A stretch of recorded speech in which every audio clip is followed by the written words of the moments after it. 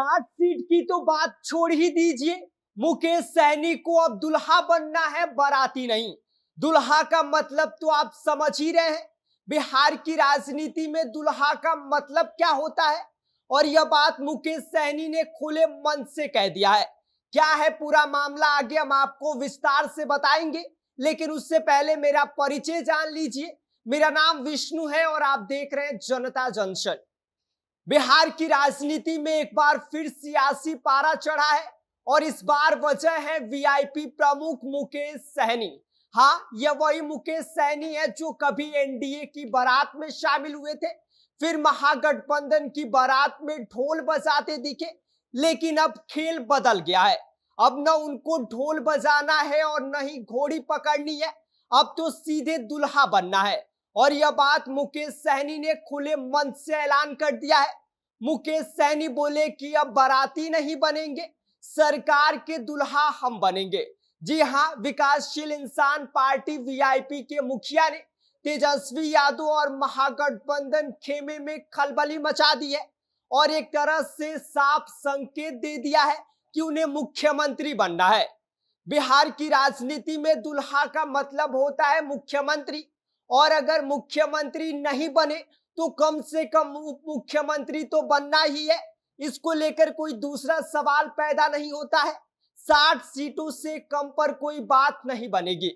मुकेश सहनी ने सीट बंटवारे पर अपना फॉर्मूला भी थमा दिया है। मुकेश सहनी ने कहा है कि 60 से कम सीटों पर कोई बात नहीं होगी।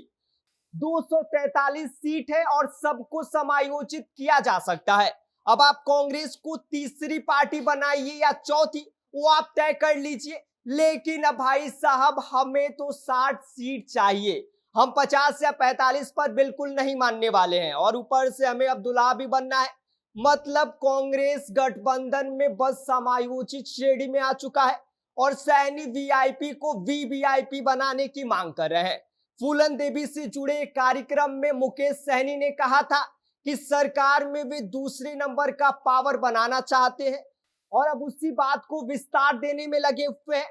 उन्होंने साफ तौर पर कह दिया है कि अगर तेजस्वी जी दुल्हा है तो हम भी सन ऑफ मल्लाह बनकर दूसरा दुल्हा बनेंगे।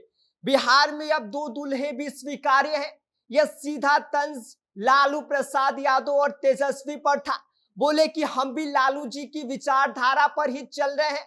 एक पिछड़ा जो तेजस्वी जी देख रहे हैं और हम अति पिछड़ा देख रहे हैं, दोनों को बराबर हिस्सेदारी चाहिए। मतलब साफ है कि सत्ता की बारात में अब बैंड वाला नहीं बनना है, बल्कि बैंड बजवाना है। मुकेश सहनी ने अपने मंत्री कार्यकाल को लेकर भी बड़ा बयान दे दिया। बोले कि मंत्री रहते हुए बहुत कुछ नहीं कर सकते। अगर पहले से तय हो कि कौन उप मुख्यमंत्री बनेगा और कौन मुख्यमंत्री, तभी समाज को हम कुछ दे पाएंगे। फेस वैल्यू भी जरूरी है, तभी हमारा समाज हम पर भरोसा करेगा।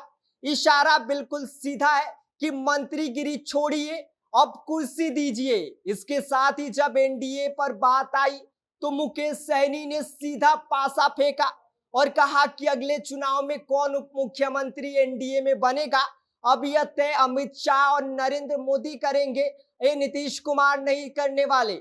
सम्राट चौधरी और विजय सिन्हा उप मुख्यमंत्री होंगे, यह बात अभी कंफर्म नहीं है। मतलब कि खुद को एनडीए में फिर से एंट्री देने की तैयारी में लगे हुए हैं, और कुर्सी की मांग की जो बायोडाटा है अब मुकेश सहनी ने एनडीए में भी जमा कर दिया है। मुकेश सहनी ने कहा है कि निषाद कार्ड हमारा समाज है, हमारा अधिकार है। मुकेश सहनी ने साफ कर दिया है कि निषाद समाज की बिहार में आबादी 12% है और अति पिछड़ा वर्ग की कुल 37% है। मुकेश सहनी बोलते हैं कि कर्पूरी ठाकुर जी के बाद इस वर्ग को कोई नेता नहीं मिला है, और हम इस समाज के असली प्रतिनिधि हैं। सरकार में हिस्सेदारी हमारा अधिकार है, हमें एहसान के तौर पर मत दीजिएगा। तो जनाब, बिहार की राजनीति में अब बारात नहीं, दुल्हों की कतार लग रही है।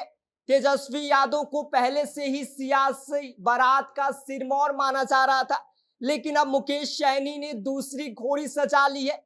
और सवाल ये है कि क्या बिहार में अब 2 दुल्हों की शादी तय होगी, या एक दुल्हा बनेगा और एक बाराती बनकर रह जाएगा? यह देखने वाली बात होगी। आपको बता दें की राजनीति में कुछ भी संभव है और बिहार की राजनीति तो संभावनाओं का स्थायी सत्य है। बाकी इस पूरी खबर पर आप क्या सोचते हैं, आपकी क्या राय है, आप हमें कमेंट कर सकते हैं। आप देख रहे हैं जनता जंक्शन, मेरा नाम विष्णु है।